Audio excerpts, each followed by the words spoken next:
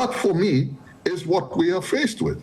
Now, your question was, what are some of the structural issues? As I talked about the productive forces, I talk about reordering the social relations around the means of production. The big things that you need to do, land reform. You mention these, people start to quake. What is he talking about? What do you, if you don't sort out things like that, land reform, how do you sort out the provision of energy? What is happening around our educational system? Are we producing people who are able to contribute to the country in such a way that we will attain prosperity and can play lead roles in the geopolitical environment that Ghana will find itself in? These are the big issues. But what I see so far is, it's, in my view, the discussion has started in a very shallow manner. It's the same incrementalism, the same neoliberal diet that we are having conversations about. And when you want to move from a position of that you are below $3,000 GDP per capita, you want to significantly change that. The conversations cannot be about who is a mate and who is a bookman and who is this. And they're entertaining, they make us laugh, they make us joke around. But how are we significantly going to change the things? We don't have sufficient infrastructure.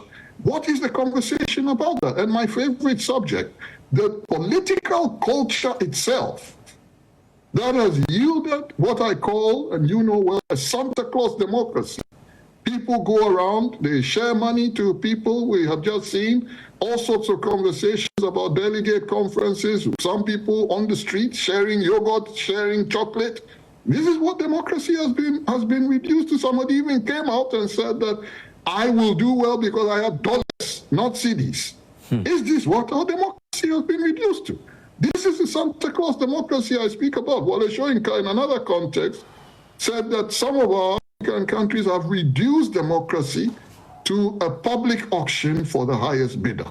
If you do that, you don't move. So what is the point of view of those who are contesting about these things? And in order that we make it tangible, so that's not just an abstract conversation, Professor H. Kwesi Prempeh, Professor Kweku Asari, on behalf of the Center for Development and Democracy, CDD, authored a report, which in my view the media has not done a good job of publicizing, which said in a country where the GDP is less than $75 billion, it takes $100 million for each of the lead candidates in order to be able to prosecute a successful presidential campaign.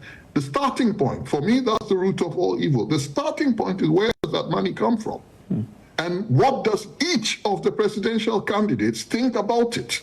What do they feel must be done to clean up the arena so that our politics is not so over-monetized? These, for me, are the conversations. And tell me, I ask you the question, what does it matter then in this context if one is a mate, one is a bookman, one is what? What does it matter?